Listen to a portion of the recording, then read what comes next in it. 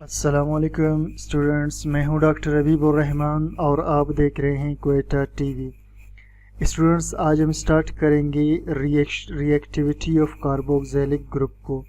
तो carboxylic acids में ये हमारा लेक्चर 4 होगा, जिसमें हमने डिस्कस करना है रिएक्टिविटी ऑफ कार्बोक्सिल ग्रुप। तो चलिए जी स्टार्ट करते हैं रिएक्टिविटी ऑफ कार्बोक्सिल ग्रुप को। Reactivity of carboxyl group. Carboxyl group जिसे हम C डबल बॉन्ड OOH से जाहिर करते हैं। तो carboxyl group is made up of an alkyl group.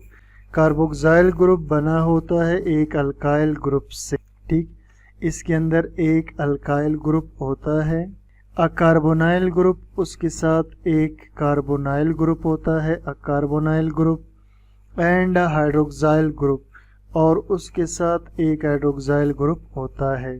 तो कार्बोक्सिल ग्रुप बना हुआ होता है अल्काइल ग्रुप से, जो कि ये वाला है, अकार्बोनाइल ग्रुप जो कि ये वाला है, एंड हाइड्रोक्साइल ग्रुप जो कि ये वाला है। ड्यू टू दीज ग्रुप्स, इन ग्रुप्स की वजह से इट शोज फॉलोइंग रिएक्शंस, ये दर्ज झैल रिएक्शंस शो करता है। Number 1, reactions in which hydrogen atom of carboxyl group is involved। तो पहले रिएक्शंस वो हैं जिसमें हाइड्रोजन एटम कार्बोक्सिल ग्रुप का शामिल है। यानी इसका स्टूडेंट्स मैं आपको थोड़ा सा समझा दूं। देखिए ये कार्बोक्सिल ग्रुप, ये कार्बोक्सिलिक एसिड ग्रुप है। यहाँ पर जो O और H है, अगर ये H निकल जाए और इसकी जगह कोई और एटम जैसा कि मेटल लाकर सोडियम लग जाए, ठीक, तो रिएक्शंस जिसमें हाइड्रोजन एटम कार्बोक्सिल ग्रुप का शामिल हो, यानी यहाँ से हाइड्रोजन निकल जाए, इसकी जगह कोई चीज़ लग जाए, salts are found in these types of reactions. तो इनमें क्या बन जाते हैं? साल्ट्स बनते हैं। फ़र्ज़ करें अगर ये CH3 हो यहाँ पर, ठीक, तो हम इसे सोडियम एसीटेट कहेंगे। क्या कहेंगे इसको?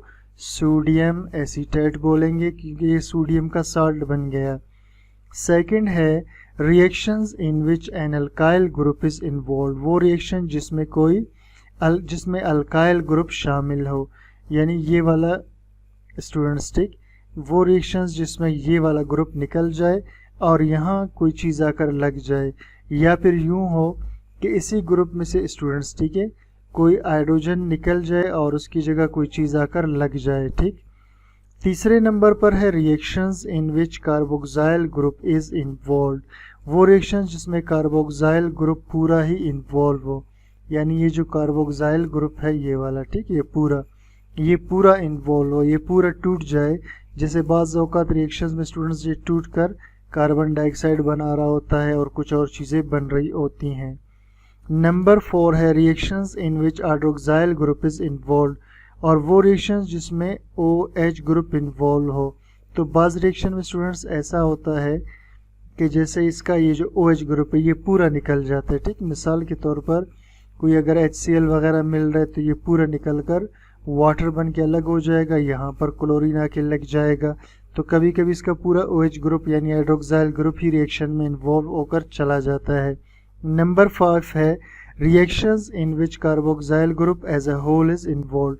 तो वो रिएक्शन जिसमें carboxyl group as a whole involve होता है। इसमें ये जो तीसरा पॉइंट था reactions in which carbonyl group is involve, ठीक। तो ये कार्बोनाइल ग्रुप स्टूडेंट्स ये वाला है, सॉरी, ठीक है, ये मैंने कार्बोक्सिल कह दिया था। इसमें यानी सिर्फ ये जो कार्बोनाइल ग्रुप है ये इन्वॉल्व होता है, ठीक। तो वो रिएक्शन जिसमें इसका carbonyl group C double bond O involve हो, ठीक। और उसके बाद लास्ट में है reactions in which carboxyl group as a whole is involve. वो रिएक्शन जिसमें कार्बोक्सिल ग्रुप पूरा इन्वॉल्व हो, यानी कार्बोक्सिल ग्रुप जैसे मैंने आपको पहले बताया कि हो सकता है ये CO2 बनकर निकल जाए, पूरा कार्बोक्सिल ग्रुप ही टूट जाए। तो स्टूडेंट्स ये था छोटा सा एक लेक्चर जिसमें हमने रिएक्टिविटी ऑफ कार्बोक्सिल ग्रुप को पढ़ा और आपको मैंने इसका थोड़ा सा ब्रीफ कॉन्सेप्ट दे दिया। तो उम्मीद करता हूँ आपको लेक्चर समझ में आ गया है। कोई चीज़ क्लियर ना हो कमेंट सेक्शन में ज़रूर बता दीजिए और चैनल को सब्सक्राइब, लाइक, शेयर कीजिए। Thank you for watching.